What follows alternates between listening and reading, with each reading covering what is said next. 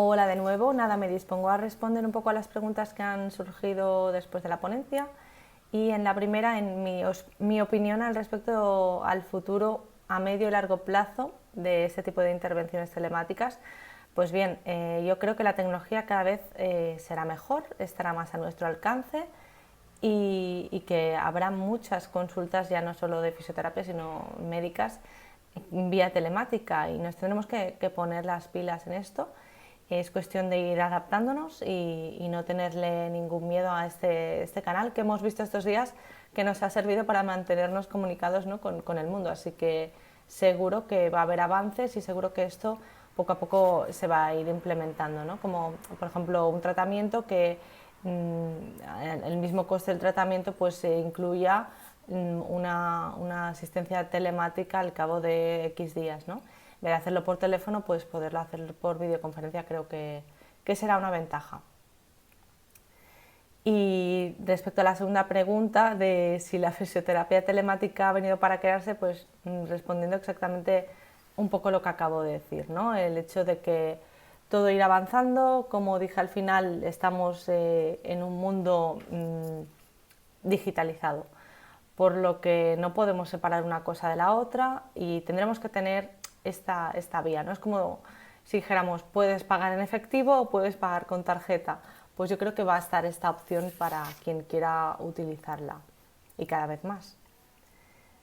Respecto a la adherencia al tratamiento que he obtenido yo con los pacientes, a ver, yo puedo hablar un poco más objetivamente de los que sé que han hecho el seguimiento, ¿no? Y yo he estado un poco detrás de un grupo, por ejemplo, de WhatsApp, ¿no?, en el que tenía varios pues, pacientes en concreto y además había algunos que cada día daban algún comentario acerca del vídeo y me preguntaban. Entonces, ¿esta gente ha tenido herencia? Sí. ¿Era gente que ya me conocía, que ya trabajaba conmigo? También. Sí que me ha sorprendido un montón gente que no tenía ningún contacto, en cuanto me refiero a los vídeos que colgué en YouTube, y que agradecían día tras día pues que hubiera estos vídeos, me informaban de que lo repetían, me informaban de que pues en alguno habían tenido ciertas limitaciones. La verdad también se ha dicho, el primer vídeo que hay en YouTube tiene un montón de visualizaciones, que es como el primero que se lanzó, ¿no? Y hay gente que lo vio y luego pues buscó otra manera de hacer. Entonces, claro, objetivamente no tengo los datos como para poder responder, ¿no? Pero si encuentras algo que te gusta y que te genera confianza, evidentemente vas a seguir con ellos y si ves que no es lo tuyo, pues también entiendo que no tiene que gustar a todo el mundo y menos cuando es algo que no está pautado de forma específica, ¿no? Entonces, en ese sentido, yo incluso recomendaría, si esto no te gusta, no te va bien, tienes que buscar otra cosa, pero lo importante es seguir haciendo ejercicio, ¿no?, estos días y planificando tu tiempo para poder realizar al menos pues eso, los 30 minutos que se recomiendan y mantenerte activo lo más posible, evitando el comportamiento sedentario muy prolongado. Y respecto a lo que me decíais, por ejemplo, había una pregunta acerca de pues, la gente que no tiene móvil o que depende de sus familiares, ¿no? En ese sentido sí que os puedo dar un poco mi experiencia porque evidentemente yo no podía contactar directamente con según qué tipo de paciente, por ejemplo un paciente que había tenido un ictus reciente, y entonces lo que hacía era educar a sus cuidadores, ¿sí? Y mi intervención fue básicamente esa, enseñarles cómo tenían que trabajar con él, ¿vale? Sí que en algunas sesiones presenciales, o sea, presenciales me refiero telemáticas, yo veía al hijo de este señor, por ejemplo, trabajando con su padre y podía pues aconsejarle, ¿no?, ciertos cambios o maneras de trabajar, maneras de dirigirse a él, de la comunicación, para que pues tampoco lo dejaran de lado, ¿no? Y entonces la intervención fue así, no directamente sobre la persona, sobre el paciente, sino sobre el cuidador, ¿vale? Y también funcionó muy bien y muy agradecidos de poder mantener este contacto conmigo y poder así ayudar al paciente concreto. ¿Y qué les recomendaría a un paciente a la hora de iniciarse en el ejercicio terapéutico online? Por el hecho del miedo a ir a la consulta. Pues bien, de entrada, que haya sido, o sea, si tú empiezas a hacer ejercicio online, es por terapéutico, es por una recomendación de tu fisioterapeuta, ¿vale? Por tanto, no es ir a cualquier cosa, sino que el fisioterapeuta selecciona qué tipo de contenido tienes que realizar y realmente hay muchas cosas válidas, ¿no? Entonces tampoco hace falta que todos lo hagamos todo. Yo sí, por ejemplo, considero que hay un ejercicio que explica muy bien un compañero sobre una movilización neurodinámica, pues yo le mando el enlace del vídeo de este compañero, no lo hago yo. Sí, entonces, que la pauta, ¿no?, sea dirigida por un profesional, ¿no? Y entonces siempre también tendrá las garantías y la confianza al paciente como para realizarlo, ¿no? Y que tampoco hace falta que vayamos al pie de la letra con todo lo que hay en un vídeo de internet, sino que tengan la libertad de decir, oye, pues mira, aquí paro, descanso. Si tú le das unas buenas pautas de cuándo tiene que parar, qué progresión en tiempo tiene que hacer, cómo se tiene que sentir cuando haga este ejercicio, si tiene que sentir fatiga, si no, pues el paciente pues va a ir mucho más confiado y va a sentirse mucho más seguro, haga el ejercicio que haga. Nada más, gracias a todos y sabéis que si surge alguna otra duda, pues podéis contactar conmigo para resolverla. Hasta luego.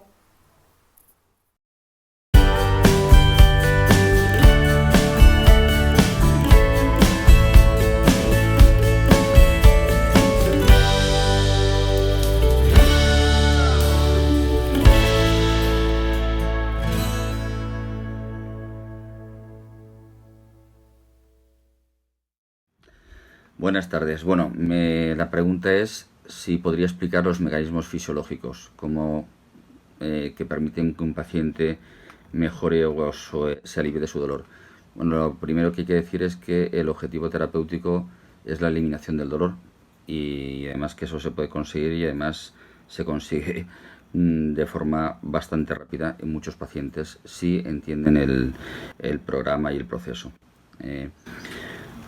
Es evidente que el dolor es una percepción y es una percepción compleja que, como intenté explicar otro día, implica a redes neuronales que son críticas, que tienen que ver con redes atencionales, redes que detectan fenómenos salientes o relevantes, redes que tienen que ver con las cogniciones, la mentalización interna, que tienen que ver con la memoria. Bueno, el patrón de activación cerebral, por tanto, que corresponde con el dolor, se puede modificar, se puede revertir. Y para ello, ¿qué hay que hacer? Bueno, primero, que el paciente entienda que tiene dolor y que puede ser un dolor severo, persistente, pero que no va asociado a daño. Por tanto, la reinterpretación del dolor cambia completamente. Si el paciente empieza a creerse que el dolor no es daño, pues empieza a arriesgarse a hacer actividades que antes no hacía, porque ya aunque le duela sabe que no se está dañando, no se está provocando ningún daño. Pero evidentemente hay muchos mecanismos implicados. Tiene que ver con mecanismos de disminución de la atención, de modificación de la respuesta emocional frente a los síntomas, pero ciertamente esa comunicación entre redes cerebrales que genera el dolor se puede modificar, es muy plástica, es tremendamente plástica. Espero haber contestado a la pregunta.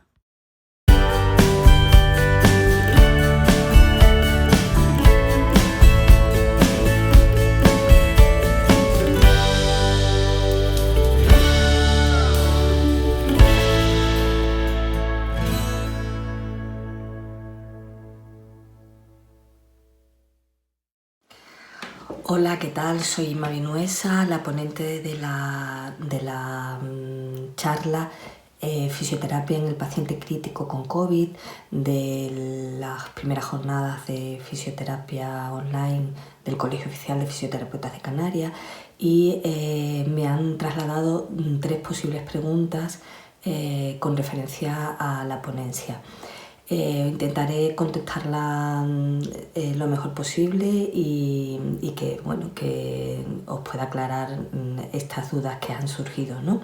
En primer lugar, me preguntaron sobre la debilidad adquirida en la unidad, que si habíamos visto que algunas de ellas se comportaban de manera tan grave como incluso si parecieran un Guillain-Barré.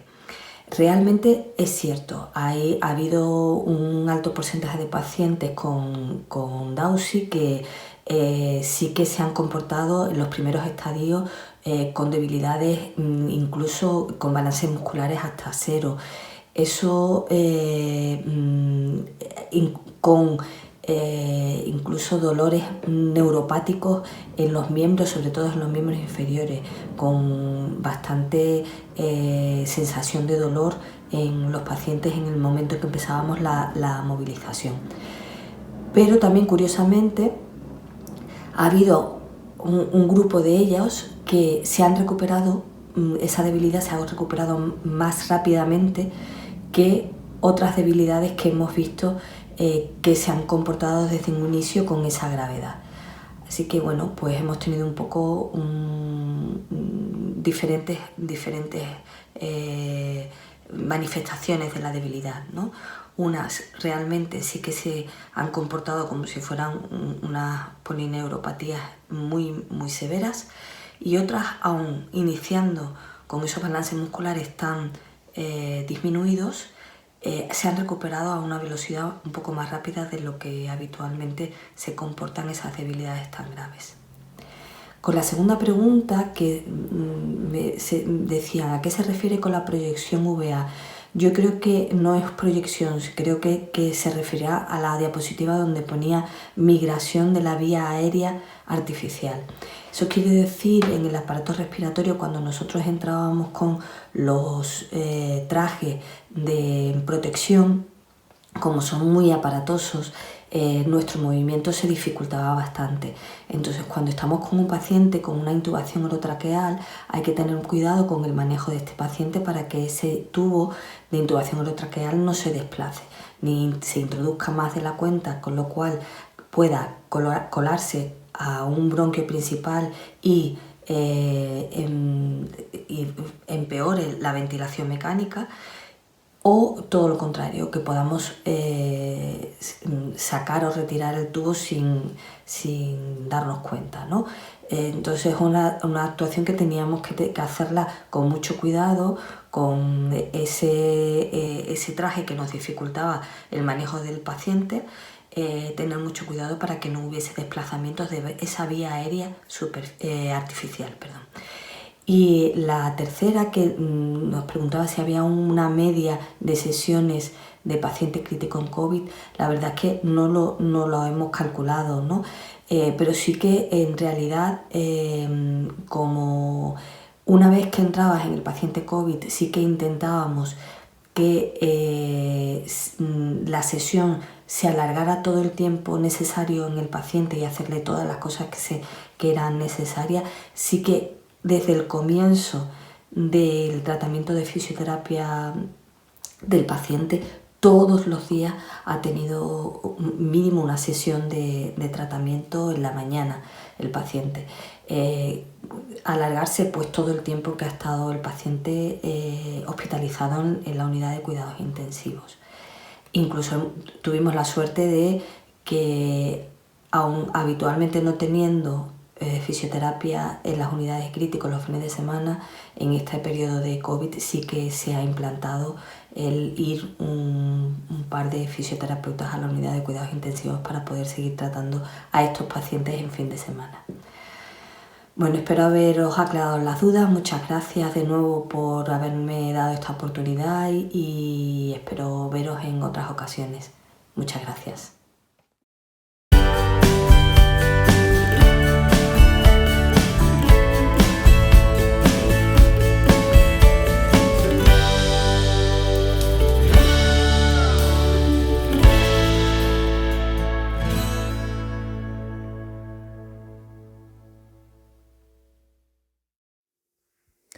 Bien, con respecto a la pregunta del programa de fisioterapia y rehabilitación, cuándo hay que hacerlo, si en el domicilio o a nivel ambulatorio y a partir de qué momento deberíamos empezar, pues clarísimamente es un programa que deberíamos empezar lo más pronto posible, y eso significa que cuando el paciente es dado de alta y se va al domicilio y aunque esté en confinamiento ya deberíamos empezar el programa, porque si no todo lo que son los efectos físicos del desuso por el sedentarismo y por el tiempo que va a pasar en su casa sin moverse van a ser mucho más graves. Y eso significará que la inmediatez va a hacer ganar tiempo de recuperación y posiblemente la disminución de las secuelas o la duración de estas secuelas. En el momento que estos pacientes ya pueden salir a la calle, yo diría que el centro de fisioterapia puede ser una buena alternativa, pero deberíamos tener en cuenta que posiblemente uno de los elementos buenos, y pensando en el riesgo de contagio y de exposición, tanto por parte suya como por parte nuestra, sería bueno empezar a hacer actividades sobre todo en el exterior, y más pensando en Canarias, que el tiempo es bueno, donde utilizar parques, avenidas o centros deportivos pero grandes, etcétera, puede ser seguro una buena alternativa. Por lo tanto, inmediatez, alternativa al domicilio, yo siempre seguro que será mucho mejor porque podremos disponer de más equipos, domicilio en el caso que no se pueda, y utilizar espacios abiertos para evitar el contagio. Sobre las actividades de la vida diaria y terapeuta ocupacional, por supuesto, si tenéis a mano un terapeuta ocupacional, pues sería ideal la combinación entre fisioterapia y terapeuta ocupacional. Ellos saben mucho más de cómo recuperar esas actividades de la vida diaria desde el punto de vista funcional, segurísimo, y seguramente también utilizarlas como un sistema de entrenamiento. Por lo tanto, la combinación es perfecta e ideal.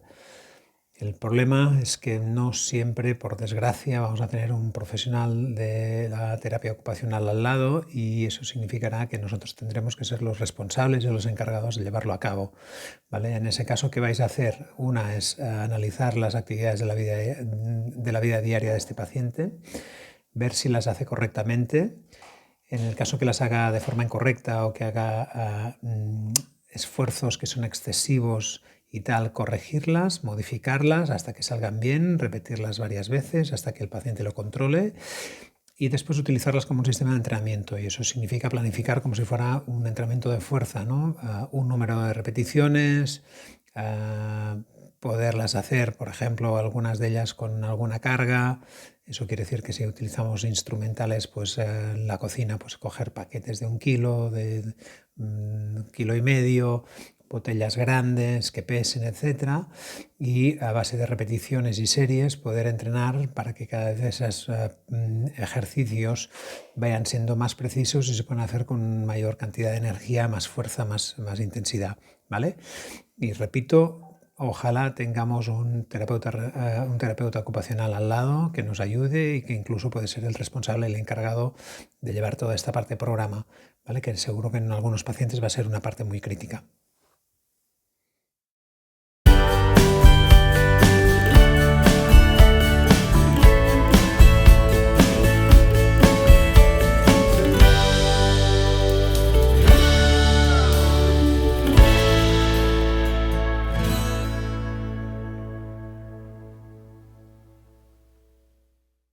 Buenas tardes a todos.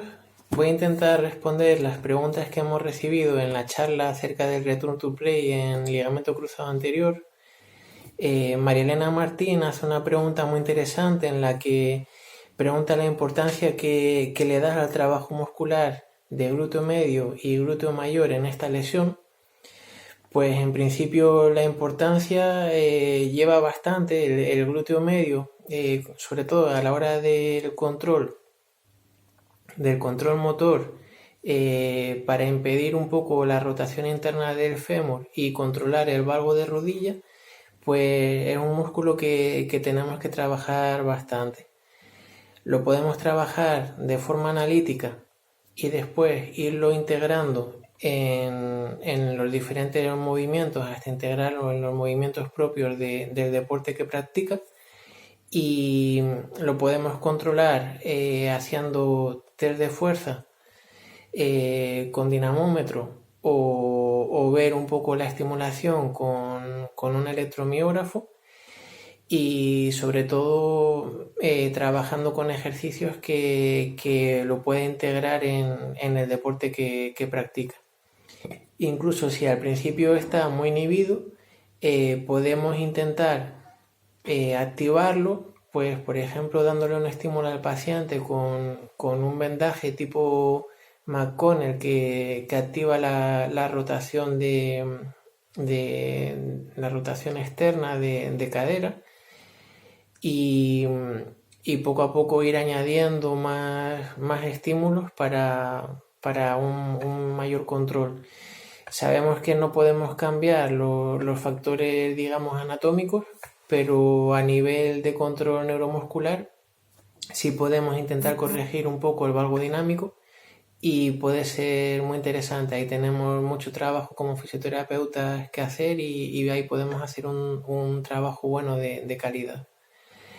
Acerca del glúteo mayor, pues bueno, también es importante. Muchas veces nos centramos solamente en el glúteo medio y el glúteo mayor lo olvidamos un poco, pero a la hora de la extensión de cadera, y sabemos que, por ejemplo, hay algún estudio que se ve que en futbolistas el glúteo mayor está bastante inhibido, y a veces es un factor que provoca recidivas de lesión en isquiotibiales, pues no estaría de más testar la fuerza del glúteo mayor y trabajarlo para ayudar un poquito más a los isquiotibiales, y sobre todo tenerlo en cuenta si la aplastia es de isquiotibiales, que en general el isquiotibial va a estar más débil, pues puede ser muy interesante, aparte de trabajar los isquiotibiales y que lleguen a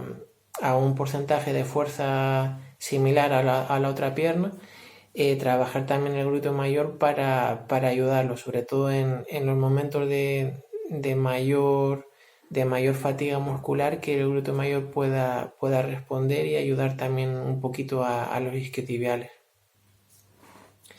Luego Fernando José Martín también pregunta que no le ha quedado claro el punto de la recuperación a nivel de semana en la que se empieza a potenciar el cuádriceps, teniendo en cuenta el proceso de ligamentización de la aplastia. Realmente, si podemos, intentamos trabajarlo desde el principio. Como comenté, primero con isométricos en la fase postoperatoria muy reciente, intentar que haya una activación buena del cuádriceps. Normalmente en fases iniciales suele haber una activación más a nivel del recto anterior del cuádriceps, una activación más proximal, y podemos trabajar desde el principio ya bastante intentando la activación básica del cuádriceps. Acerca de una potenciación un poquito más fuerte, la cadena cinética cerrada, que trabajaríamos, por ejemplo, sentadillas, teniendo en cuenta los ángulos que habíamos dicho que entre la semana, en las primeras semanas empezaríamos entre 0 y 60 grados, y en la semana octava ya llegaríamos a 80, 90 grados. Si la inflamación está bien, no hay dolor, podemos empezar por ahí, trabajando sencillo con sentadillas, siempre controlando la clínica, que la clínica sobre todo me refiero al dolor y a la inflamación. La inflamación la podemos controlar con el stroke test, por ejemplo, si no lo tenemos claro, para ver si hay un aumento del edema en la rodilla.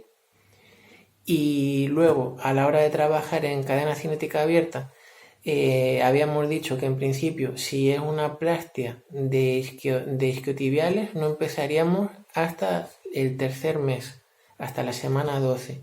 En cambio, si fuera una aplastia de tendón rotuliano, podríamos empezar ya en el mes, poquito a poco. Siempre controlando la clínica, sabemos que podemos trabajar cadena cinética cerrada desde el principio, Entonces, aparte de las sentadillas, poquito a poco podemos meter otros ejercicios controlados con prensa, de manera unipodal incluso, pero lógicamente al principio, en una fase muy reciente, nos vamos a trabajar con una resistencia máxima un poquito más bajita. No vamos a trabajar como comentaba en fases posteriores a un 80, 60, 80% de 1 RM. Empezaríamos más suave, posiblemente con más repeticiones, pero sobre todo teniendo un poco en cuenta los tiempos, teniendo en cuenta la práctica, y que previamente haya una buena activación del cuádriceps, sobre todo del vasto interno.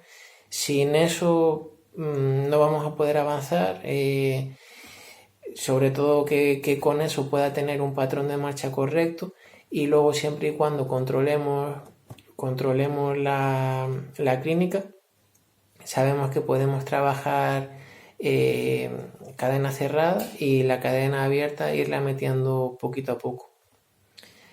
No sé si así respondo bien a las preguntas de los dos, pero bueno, espero que les haya sido de ayuda y les haya servido la charla en general para sacar algún dato para el día a día, para la práctica clínica.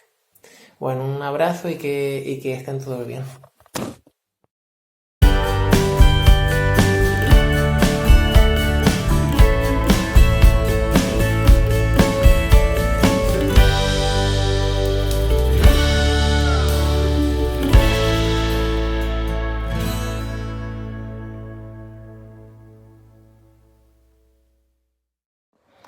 Hola, ¿qué tal? ¿Cómo estáis? Voy a intentar resolver algunas de las dudas que se generaron durante mi ponencia para las primeras jornadas de fisioterapia online de Canarias. 2 surgieron en directo y 3 son unas preguntas que me han hecho a posteriori por mail. Se me preguntó sobre las lesiones del tendón de Aquiles y la fascia plantar cuando intentamos cambiar el ataque de retropié al ataque de medio de antepié. Es algo que puede pasar si no vamos con la progresión adecuada. Entonces, como cualquier cambio técnico en cualquier deporte, ha de instaurarse de manera muy progresiva, y hay que hacer una reeducación o un fortalecimiento de las estructuras que van a suponer o se van a someter a más estrés por ese cambio. Entonces es evidente que tiene que ser progresivo, que no podemos pasar de la noche a la mañana a ser talonadores y ser corredores de ante o medio pie. Entonces, progresión. Yo, por ejemplo, les insisto que salten a cuerda, que es un buen trabajo para ir generando un estrés mecánico en la parte anterior del pie. También les recomiendo que suban escaleras, que también ahí hacemos siempre un soporte en la parte anterior del pie.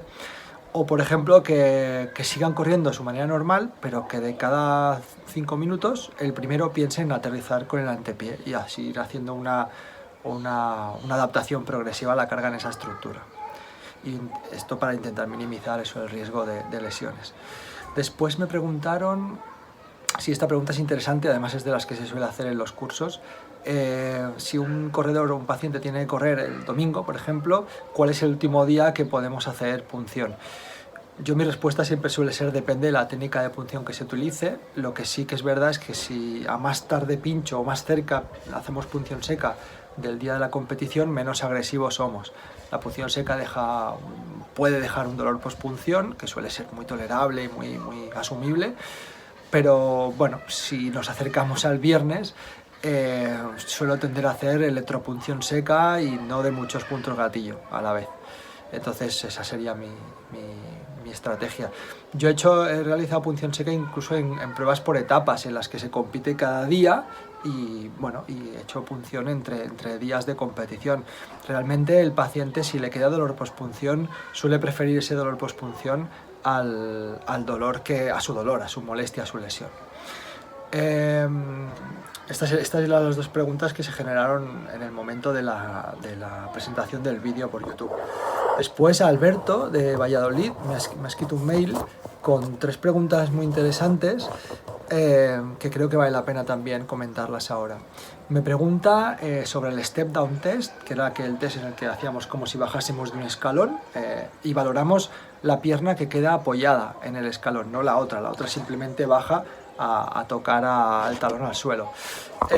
Bueno, ese test básicamente lo que intenta generar es un estrés en esa bajada, en ese squat unipodal que hacemos, y podemos valorar muchas cosas. Una de ellas es la flexión dorsal del tobillo. Si hay poca flexión dorsal del tobillo, la rodilla tenderá a irse al valgo medial, pero también podemos valorar un déficit de fuerza del glúteo medio, o podemos ver si el pie prona mucho y hay un déficit del tibial posterior, y eso lo podemos complementar con otras test que ya comentamos o que cada uno conozca.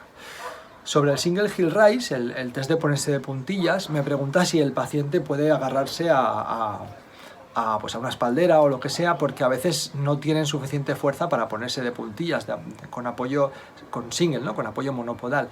Realmente yo primero pido el